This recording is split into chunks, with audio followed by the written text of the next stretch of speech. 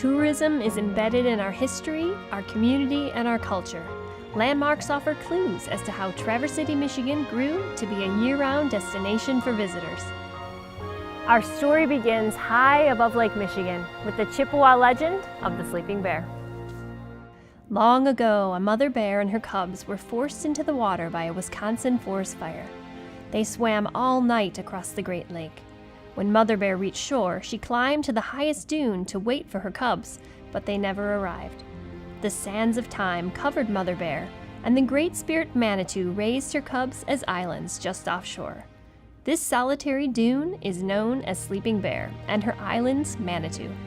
The Ice Age and glacial retreat nearly 12,000 years ago shaped the land, lakes, and forests of this area. Perched dunes tower above 35 miles of crystal blue coastline, a contrast so large and majestic it can be seen from space.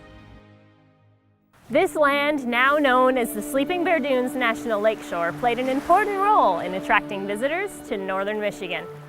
In 1881, D.H. Day purchased the port town of Glen Haven with money from his savings and a loan from Traverse City's lumber magnate Perry Hanna. Passenger steamships brought Chicago businessmen and families to Leelanau for the summer along the docks of Glen Haven and Port Oneida.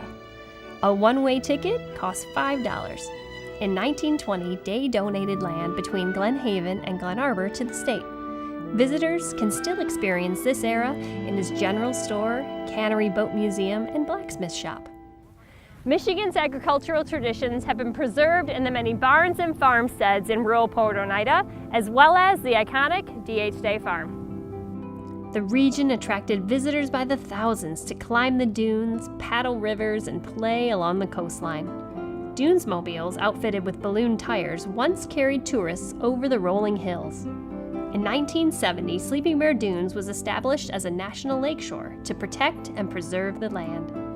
Many plants, animals, and birds call this region home, including the piping plover, whose nesting grounds are located in the park.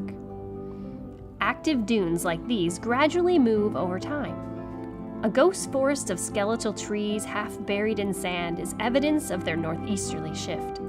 Did you know the dune climb moves an average of 4 feet each year?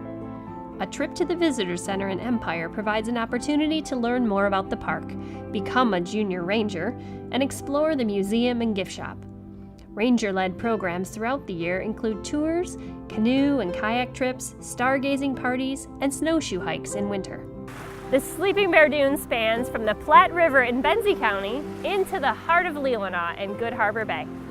South Manitou Island marks the entrance to an important navigational channel on the Great Lakes and is home to many shipwrecks. Visitors to the island can see the iron hull of the Francisco Morazan, which ran aground in 1960. Generations of vacationers flock to the sandy beaches, run up and tumble down the dune climb, and explore over 100 miles of hiking trails. The new Heritage Trail extends 27 miles to connect sites throughout the national park. No visit to Sleeping Bear is complete without a cruise along the Pier Stocking Scenic Drive. Overlook Number 9 towers 450 feet above Lake Michigan. With this magnificent view, it's easy to see why Sleeping Bear Dunes was voted America's most beautiful place by Good Morning America viewers.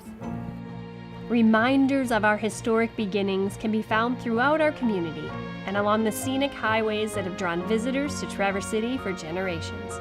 For more information about the Sleeping Bear Dunes, visit the Traverse City Visitor Center or go to traversecity.com.